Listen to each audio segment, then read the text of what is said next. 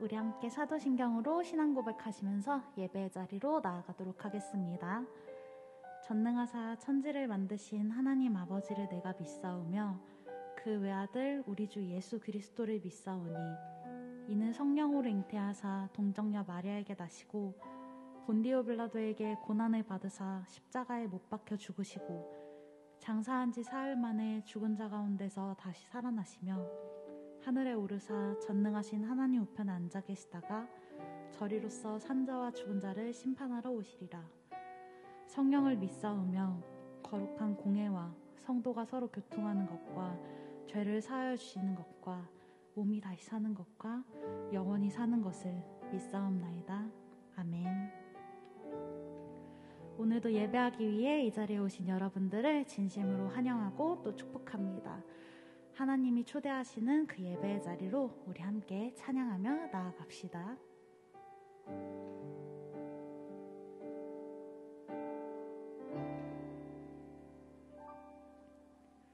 영원한 사귐에 날 초대하시네. 주님을 누리며 사는 것, 날 지으신 대로 날 부르신 대로 주님과 함께 걷는 삶, 이것이 영원한 삶, 이것이 영원한 삶. 참 하나님과 그 아들 아는 삶, 이것이 영원한 삶, 이것이 영원한 삶. 내가 주 안에, 주는 내 안에 늘 거하는 삶. 우리 다시 한번 찬양하겠습니다. 영원한 사귐에 날 초대하시네. 영원한 사귐에 날 초대하시네. 주님을 누리며 사는 것, 날 지으신 대로 날 부르신 대로 주님과 함께 걷는 삶, 이것이 영원한 삶, 이것이 영원한 삶. 참 하나님과 그 아들 아는 삶, 이것이 영원한 삶, 이것이 영원한 삶. 내가 주 안에, 주는 내 안에. 다시 한번 찬양합시다. 이것이 영원한 삶, 영원한 삶, 이것이 영원한 삶. 참 하나님과 그 아들 아는 삶,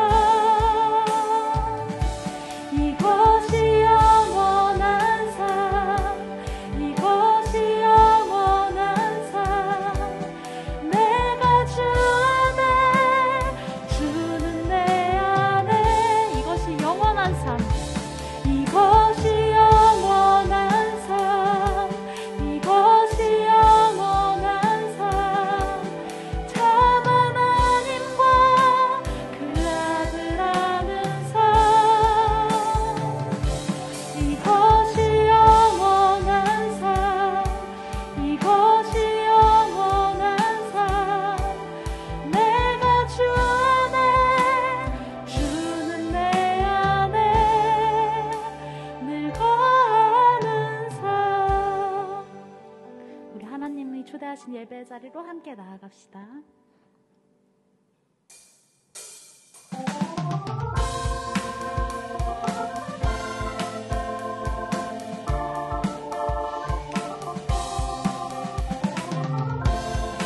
우리 각자의 자리에서 박수 치며 함께 찬양해 볼까요? 슬픈 마음 있는 사람. 슬픈 마음 있는 사람 예수 이름 믿으며 영원토록 변함없는 한 번 더 찬양할게요. 슬픈 마음 있는 사람. 슬픈 마음 있는 사람 예수 이름 믿으며 영원토록 변함없는 기쁜 마음 얻으리. 예수의 이름은 세상의 소망이요 예수의 이름은 천국의 기쁨일세. 우리 이번엔 2절로 찬양해볼까요? 존귀하신 주의 이름. 존귀하신 주의 이름 우리 기쁨 되도다. 주의 품에 안길 때에 기뻐. 다시 한번 존귀하신 주의 이름. 존귀하신 주의 이름 우리 기쁨 되도다. 주의 품에 안길 때에 기뻐 찬송 부르리. 예수의 이름은 세상의 소망이요 예수의 이름은 천국의 기쁨. 예수의 이름은 예수의 이름은 세상의 소망이요 예수의 이름은 천국의 기쁨일세.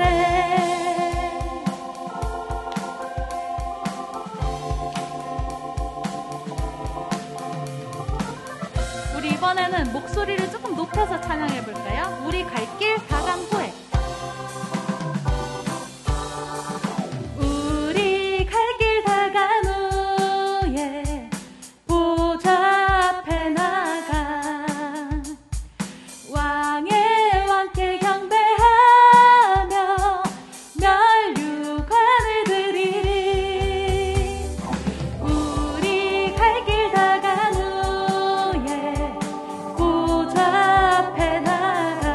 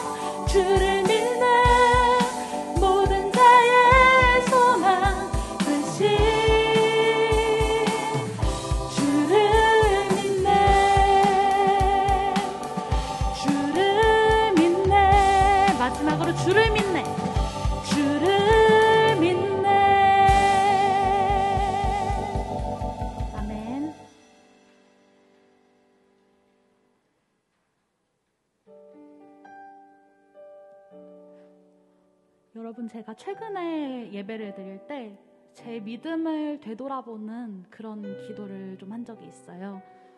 지금은 이렇게 매주 찬양하고 예배 드리고 있지만 저는 제 상황이 힘들 때, 제 마음이 조금 어려울 때 되게 예배를 쉽게 놓아버리곤 했던 것 같아요. 오늘 함께 찬양하는 저와 지금 여러분들 모두가 어떤 상황 속에서라도 주님만을 찬양할 수 있는 믿음을 가진 자들이 될 수 있길 간절히 소망합니다. 우리 함께 결단하는 마음으로 찬양하며 나아갑시다.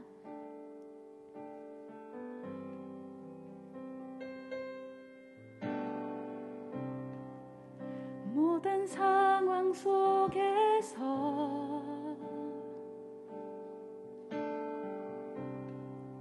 주를 찬양할지라.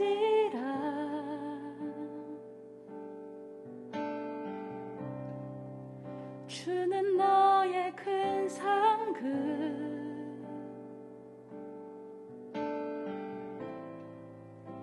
큰 도움이시라.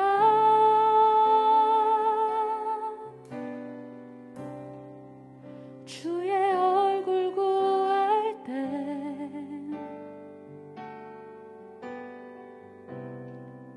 주의 영을 부사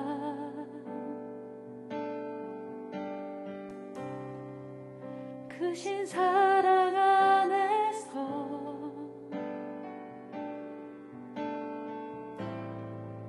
주를 보게 하소서.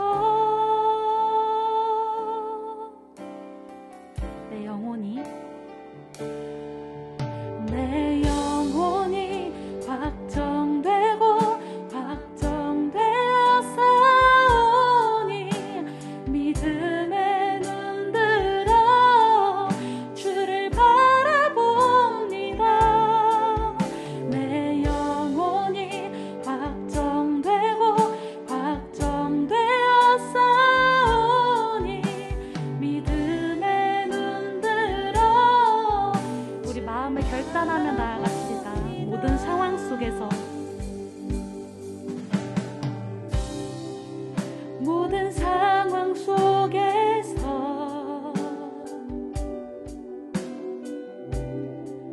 주를 찬양할지라.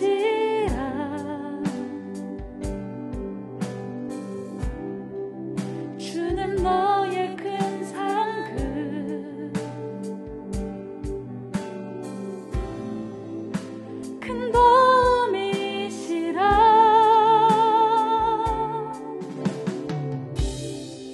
주의 얼굴 구할 때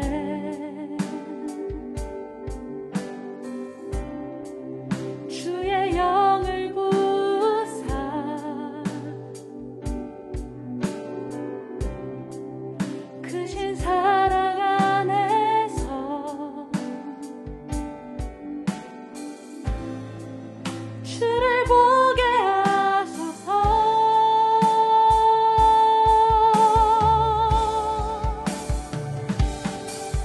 내 영혼이 확정되고 확정되어 싸우니 믿음에 눈들어 주를 바라봅니다.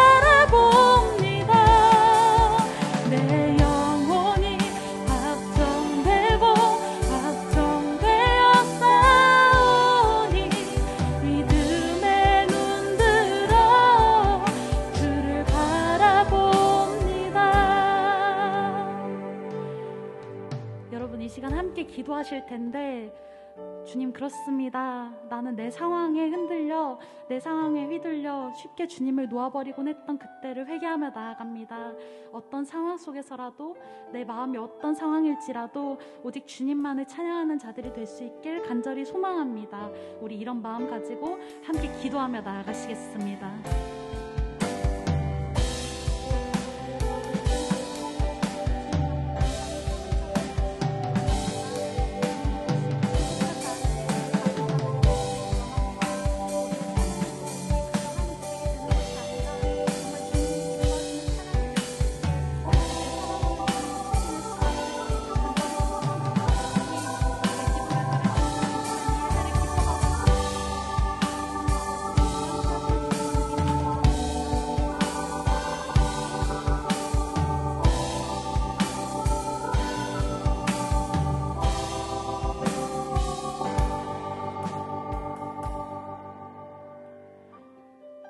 사랑의 주님, 오늘도 이 자리에서 주님만을 예배하며 나아갑니다. 주님만을 찬양하며 나아갑니다.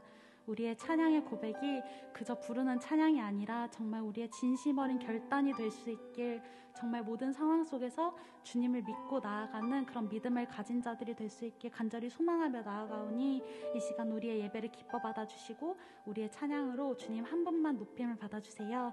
이 시간 다시 한번 말씀 들으며 나아갑니다. 말씀을 듣고 우리의 삶이 변화되고 다시 한번 주님께 붙들린 삶, 그리고 주님께 사랑을 고백하는 삶이 될 수 있길 간절히 소망하며 나아가오니, 이 시간 이 자리에서 주님 한 분만 기뻐 받아주시고 주님 한 분만 임하여 주세요. 모든 것 주님께 맡기며 나아갑니다. 주님 너무 사랑합니다. 사랑이 많으신 예수님의 이름으로 기도드렸습니다. 아멘.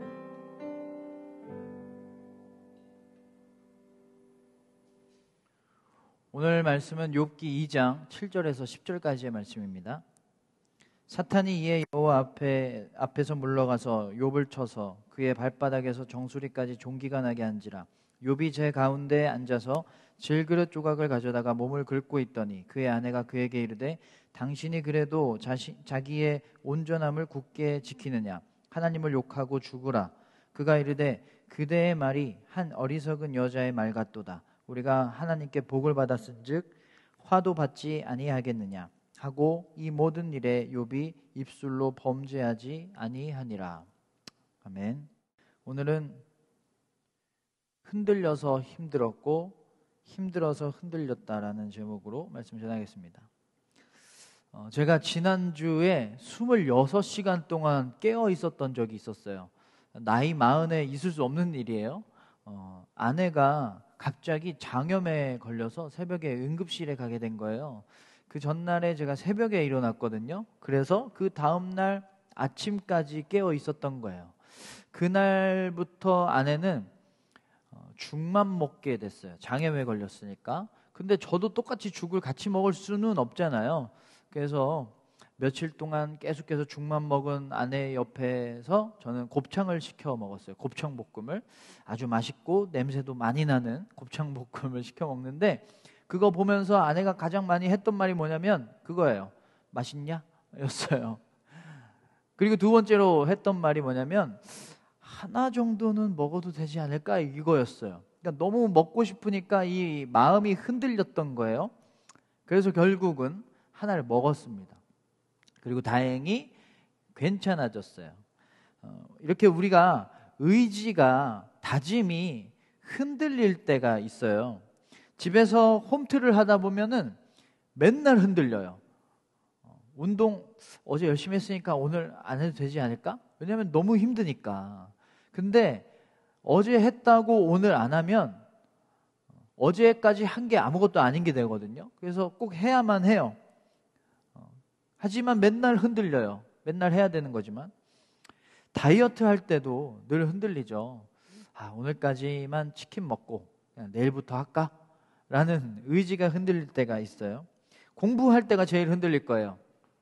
정각형 학생들이 있대요. 지금 24분이니까 30분까지만 놀고 30분부터 공부해야지. 그리고 조금 놀았는데 35분 된 거예요. 그러면 정각에 해야지. 정각까지 또 놀아요. 정각까지 놀다가 한 정각 지나고 한 4분쯤 돼요. 에이, 그러면 30분부터 해야지. 이러다가 조금만 자고 할까 하다가 이제 다음날 되는 거예요. SNS 중독형도 있대요. 공부하다가 유튜브 조금만 봐야지, 짤방 조금만 봐야지 하다가 이 알고리즘 마귀에 붙잡혀서 이 타임라인 지옥에 갇혀서 계속해서 SNS 하다가 공부 못하는 사람들. 그러니까 흔들리는 거예요. 이거 조금만 하고 잠깐만 하고 공부해야지 했지만 흔들리는 겁니다. 우리는 정말 잘 흔들려요. 아무리 의지를 잡고 해보자 하고 해도 잘 흔들려요. 다짐이 흔들리고 마음이 흔들리고 계획이 흔들리고 믿음도 흔들리고요. 삶도 많이 흔들려요. 흔들리면 어떻게 되냐면 아무것도 못합니다. 여러분, 흔들리는 상태에서 사진 찍을 수가 있을까요? 초점이 다 나가겠죠. 우리나라 양궁 선수들 너무 잘하죠? 다 천재 같아요.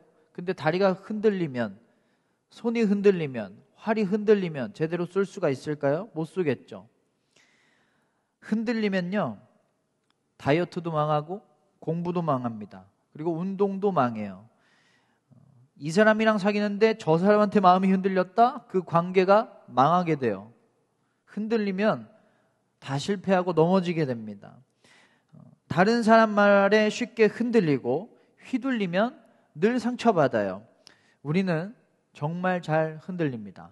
실패를 경험했을 때, 상처를 경험했을 때, 고난을 경험했을 때 잘 흔들리고, 어떤 음식, 유튜브, 게임, 이렇게 아주 사소한 것에서도 우리의 굳은 다짐이나 마음들이 쉽게 흔들리는 경험들 많이 해요. 우리는 정말 잘 흔들리는 존재들이에요. 그러면 왜 이렇게 잘 흔들릴까요? 제가 얼마 전에 이사를 했는데 냉장고도 사고 TV도 사고 세탁기도 샀어요. 이사하면서 기사님들이 다 옮겨주고 설치까지 해주거든요. 근데 다 다른 기사님들이고 다 다른 가전인데 마지막에 하는 작업들은 똑같더라고요.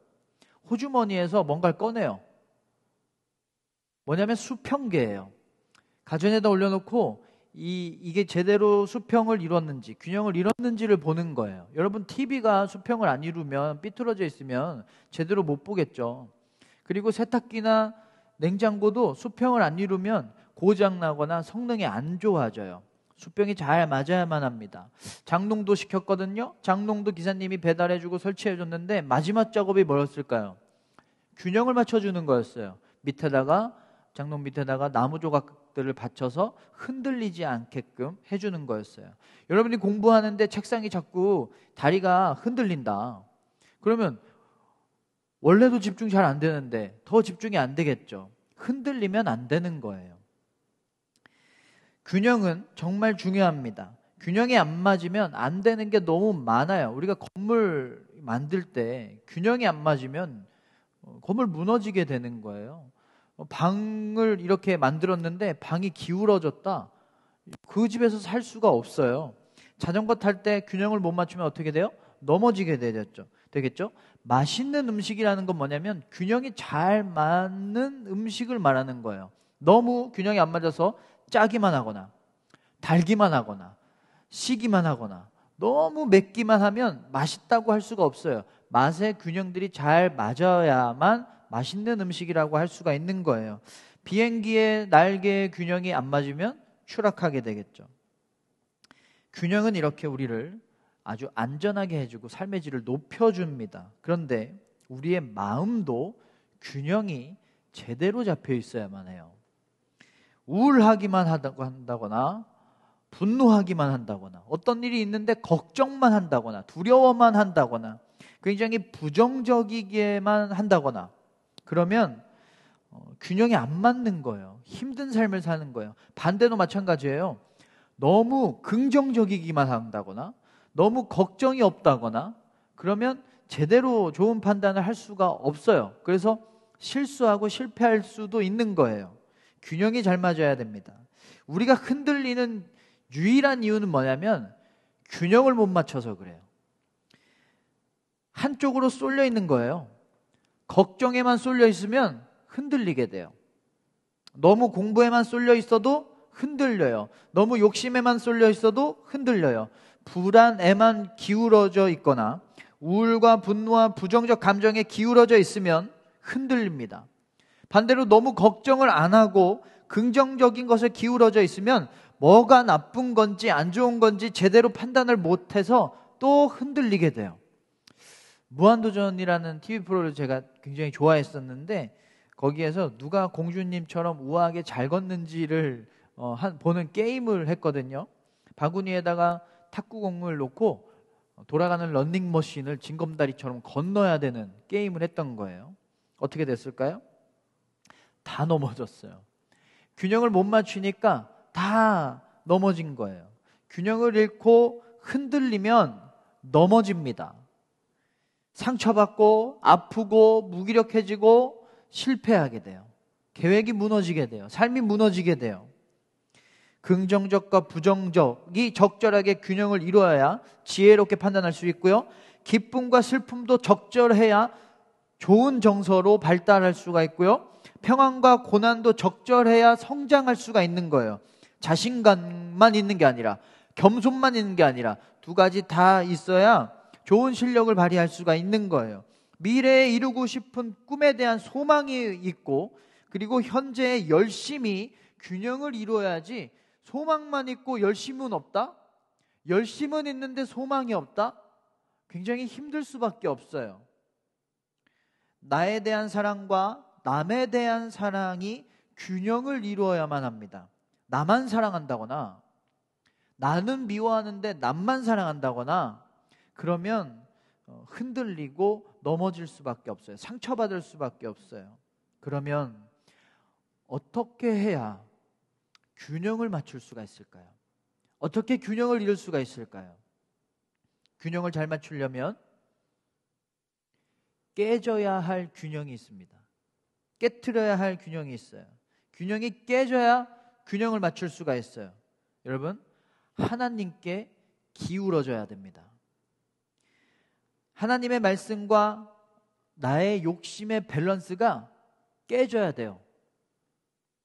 같으면 안 돼요. 균형을 이루고 있으면 안 돼요. 하나님의 은혜와 나의 교만이 균형을 이루면 안 됩니다. 우리는 온전히 하나님께 기울어져 있어야 돼요. 하나님의 지혜와 세상의 방식의 밸런스가 깨져 있어야 돼요. 하나님만 바라보고 하나님만 의지하고 하나님께 쏠려 있어야 됩니다. 하나님께 기울어진 각도가 가장 적절한 각도인 거예요. 그래야 우리는 온전히 서 있을 수가 있어요. 하나님께 기울어짐이 가장 좋은 균형인 거예요. 하나님께 기울어지면 흔들리는 게 아니라 흔들리지 않게 되는 것입니다. 오늘 말씀에 사탄이 욥이라는 사람을 흔들었어요. 가지고 있는 모든 것들을 다 빼앗았고요. 건강도 빼앗았어요. 정말 제대로 흔들어놨죠? 아픔과 고난으로 쏠리게 한 거예요. 균형을 잃게 한 거예요. 그러면 진짜 욥은 흔들렸을까요? 욥의 아내가 이렇게 말합니다. 9절에 당신이 그래도 자기의 온전함을 굳게 지키느냐? 하나님을 욕하고 죽으라. 도와주지도 않는 하나님 왜 믿고 있냐고. 차라리 하나님을 저주하고 그냥 죽어버리라는 너무 선 넘는 얘기를 했어요. 아내까지도 욥을 흔들고 있는 거예요. 상처를 주면서. 그런데 욥은 이렇게 말했어요. 10절에 이 모든 일에 욥이 입술로 범죄하지 아니하니라. 욥은 이렇게 힘들고 고난을 당해도 죄에 쏠리지 않았대요. 상처에 쏠리지 않았고 불안에 기울이지 않았고 고난에 쓰러지지 않았어요. 욥은 하나님께 온전히 쏠려 있었던 거예요. 그랬더니 아주 놀라운 일이 벌어졌습니다. 10절을 보면 하나님께 복을 받았은즉 화도 받지 아니하겠느냐. 엄청난 균형을 이루고 있죠. 하나님께 복을 받았는데 하나님께 고난 받는 것도 당연하다. 하나님께 복을 받았으면 고난을 받는 것도, 하나님께 고난을 받는 것도 당연한 거다.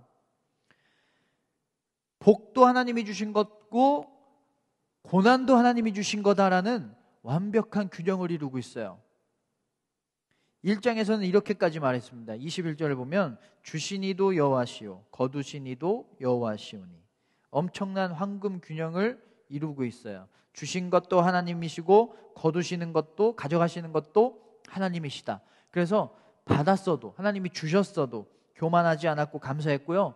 거두셔도 원망하지 않고 감사했어요. 다 하나님의 계획 안에 있는 일이다. 두 가지 모두 다. 욥은 엄청난 균형을 이룬 절대 안 흔들리는 그런 사람이었습니다. 왜 그랬을까요? 하나님께 기울어져 있었거든요. 죄에 기울어진 게 아니라, 불만에 기울어진 게 아니라 하나님에게 기울어져 있었거든요. 고난에 기울어져 있는 게 아니라, 슬픔에 기울어져 있는 게 아니라 하나님께 기울어져 있었거든요. 하나님께 쏠려 있었어요. 하나님만 바라봤고요, 하나님만 의지했고요, 하나님 말씀에만 순종했어요.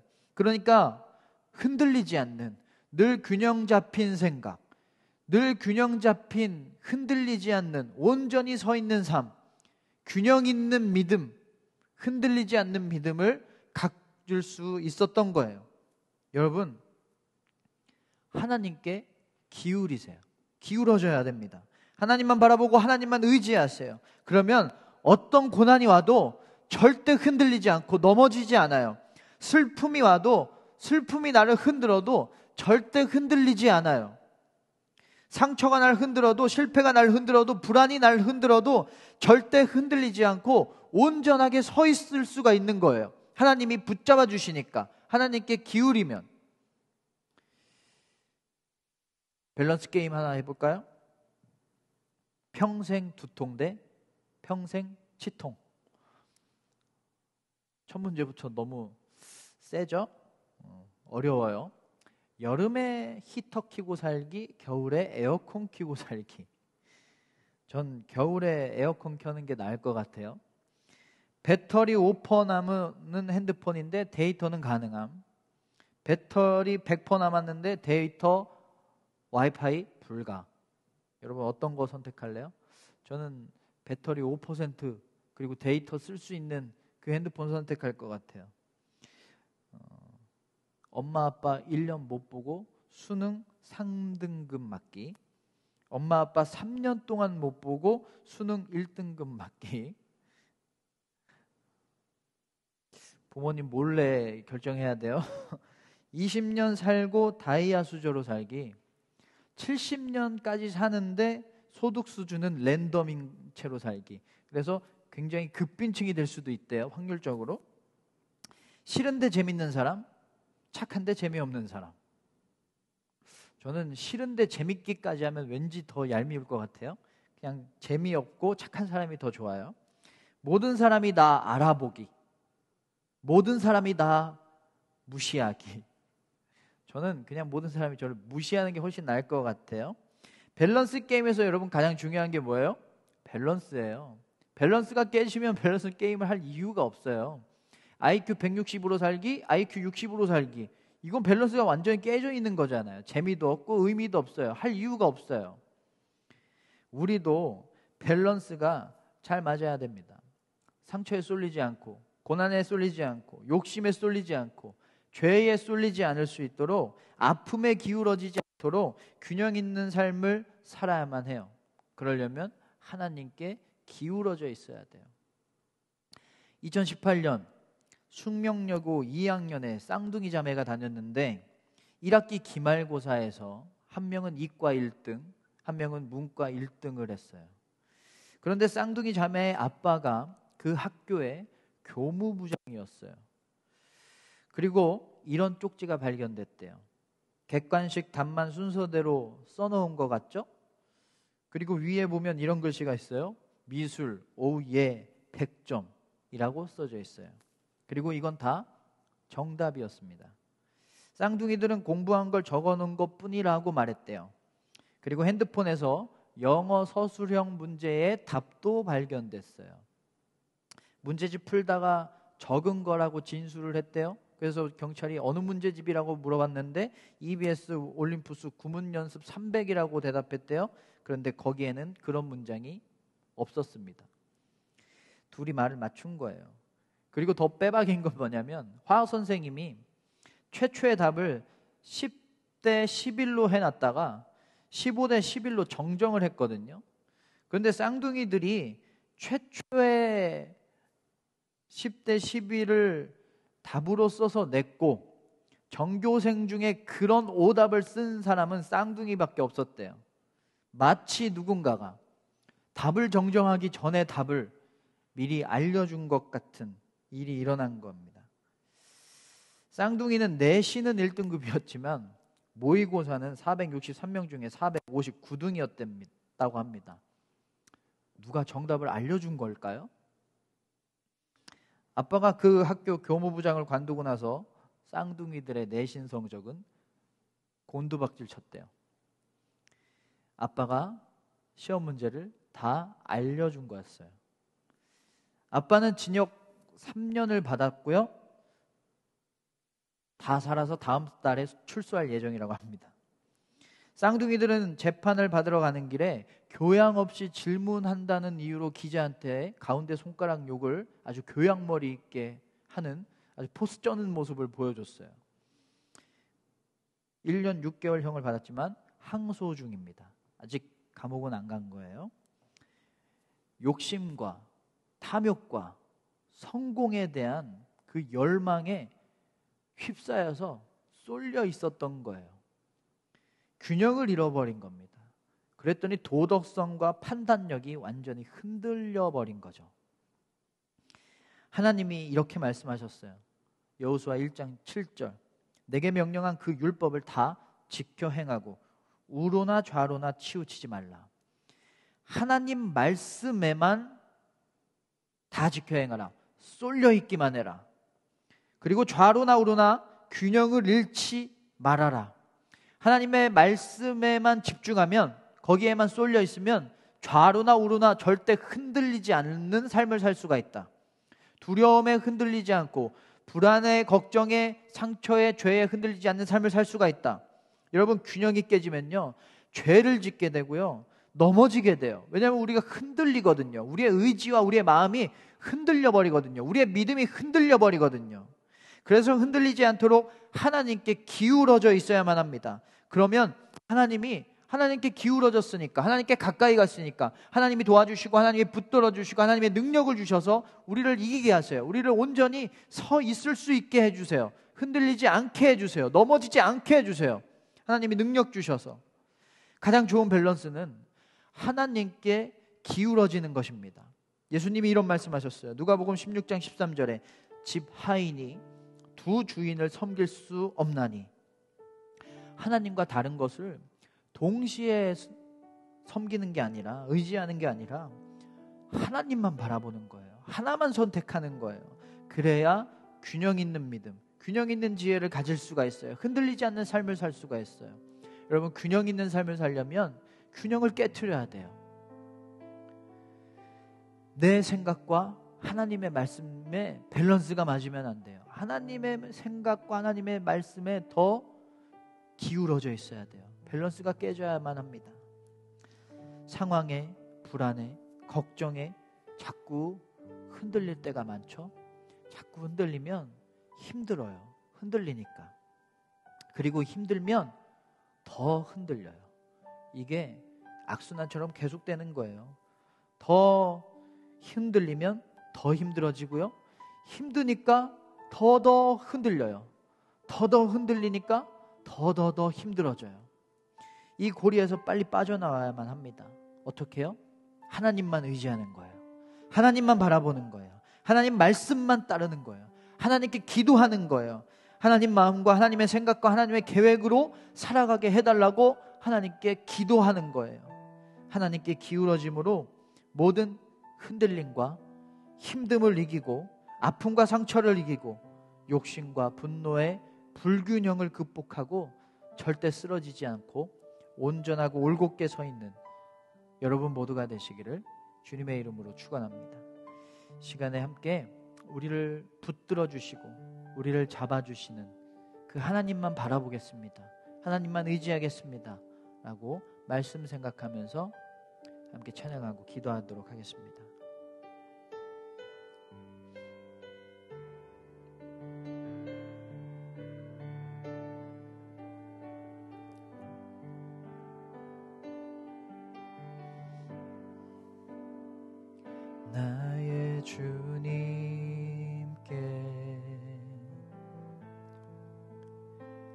찬양 드리며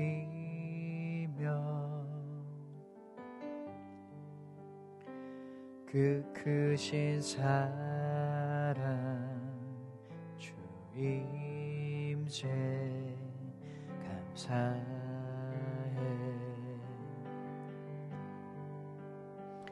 어두움 속에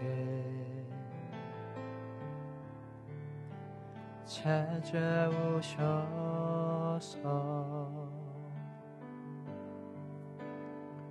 주님의 영광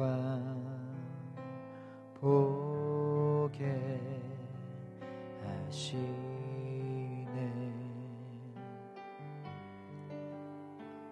의심하는 나를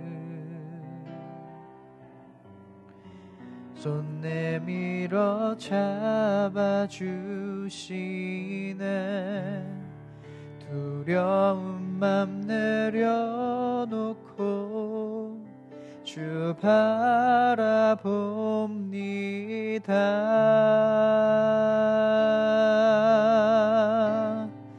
주님을 보게 하소서.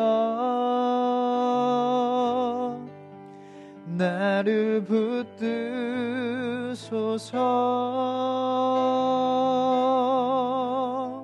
내 생각 내 뜻과 내려놓고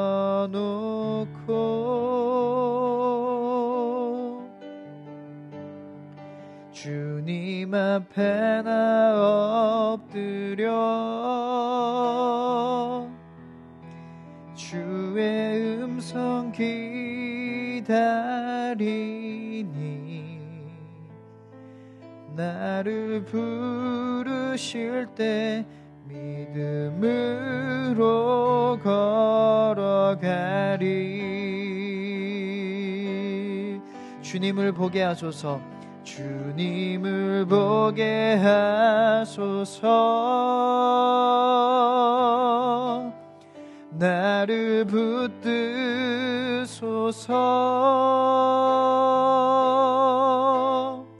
내 뜻과 내 생각 내려놓고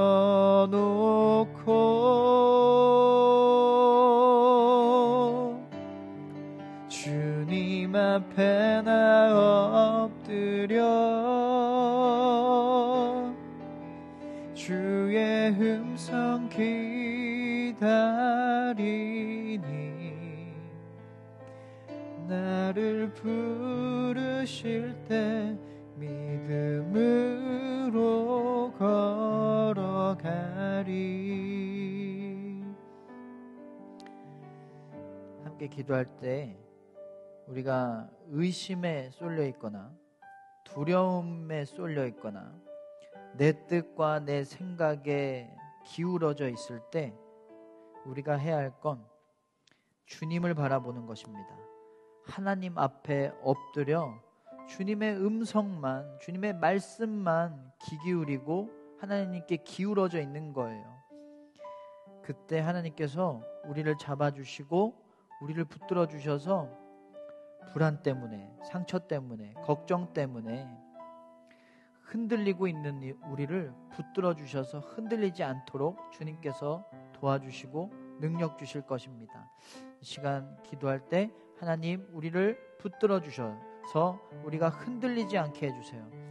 우리가 온전히 주님만 바라보고 나의 모든 것 다 내려놓고 나의 모든 생각 다 내려놓고 주님만 의지하고 주님께 나아가며 주님께만 기도하며 주님의 말씀에만 순종할 수 있는 믿음의 사람들 되게 하여 주시옵소서. 함께 기도하도록 하겠습니다. 하나님, 우리는 너무나 약하고 우리는 너무나 잘 흔들립니다. 우리는 불안에 쏠려 있기도 하고 부정적 감정에 쏠려 있기도 합니다. 상처에 쏠려 있고 걱정에 쏠려 있어서 균형이 깨져 있어서 우리는 늘 흔들리고 늘 넘어집니다. 그래서 힘들게 살아갑니다. 그 힘듦이 또 다른 흔들림을 만듭니다. 아버지, 이렇게 연약한 우리를 붙들어 주시옵소서. 이제는 내 생각과 내 뜻을 다 내려놓고 하나님만 바라보고 하나님의 말씀에 순종하고 하나님만 의지하고 하나님께 기도해서 하나님께서 붙들어 주셔서 우리가 어떠한 역경과 어떠한 흔들림에도 결코 넘어지지 않고 온전히 서 있는 귀한 주님의 자녀들이 될 수 있도록 주님 함께하여 주시옵소서. 공부 때문에 흔들립니다. 아버지, 친구와의 관계 때문에, 가정에서의 일 때문에 흔들리는 우리 아이들 주님께서 붙들어 주시고 주님만 바라볼 수 있는 믿음 주셔서 이 혼돈과 정말 힘든 이 사춘기의 때를 지혜롭고 온전하게 하나님과 동행하며 보낼 수 있도록 주님 함께하여 주시옵소서. 하나님, 우린 너무나 연약하고 잘 흔들리는 존재들입니다. 그래서 넘어집니다. 우린 너무나 지혜가 없어서 하나만 바라봅니다. 상황만 바라보고 걱정만 바라보고 부정적 감정에만 쏠려 있고 그러다 보니 잘 넘어지고 잘 흔들리는 그런 삶을 살아갑니다. 하나님, 이제 균형을 깨게 하시옵소서. 내 생각과 하나님의 말씀 중에 그 균형을 깨고 하나님의 말씀에만 기울어지게 하시고 하나님의 생각에 하나님의 은혜에만 기울어지게 하시고 쏠려 있게 하여 주시옵소서. 하나님만 바라보고 하나님만 의지할 때 하나님이 우리를 붙들어 주셔서 우리가 결코 어떠한 상황에도 어떠한 고난에도 어떠한 역경에도 절대 흔들리지 않는 믿음을 통해서 흔들리지 않는 삶, 흔들리지 않는 마음, 흔들리지 않는 다짐들이 될 줄로 믿습니다. 주님, 우리를 붙들어 주시고 동행해 주시고 함께하여 주시옵소서.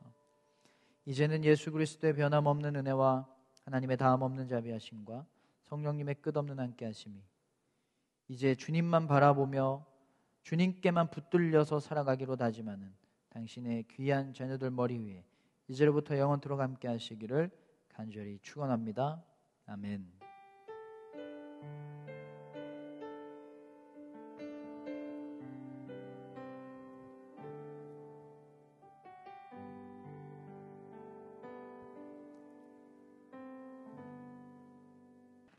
네, 안녕하세요. 윤상일 전도사입니다. 반가워요. 네, 오늘도 청소년교회 예배 오신 여러분들을 진심으로 축복하고 또 환영합니다. 오늘도 광고 요정 대신 광고 빌런이 나와서 여러분께 소식을 전하도록 하겠습니다. 네, 첫 번째는 사회적 거리두기가 계속해서 4단계로 유지되고 있습니다. 그래서 여러분들도 건강 조심하시고 이 4단계가 계속 지속될 때는 계속해서 비대면으로 예배가 진행되니까요. 여러분 참고해 주시고요. 온라인으로 해서도 여러분들 꼭 예배 드리고 공과도 열심히 풀고 출석 체크도 열심히 하기를 바랍니다. 두 번째로는 신방이 계속해서 진행되고 있어요. 1명, 2명 전도사님 만나고 있는데 모르는 번호로 연락이 와도 놀라지 말고 내 차례겠구나 이렇게 받아들이고 전화를 받아주시면 너무 감사할 것 같습니다. 네, 이번 주도 주님의 말씀 안에서 잘 살아가는 여러분 되길 바라고 다음 주에도 즐거운 마음으로 우리 예배 시간에 만나길 바라겠습니다. 다음 시간에 만나요.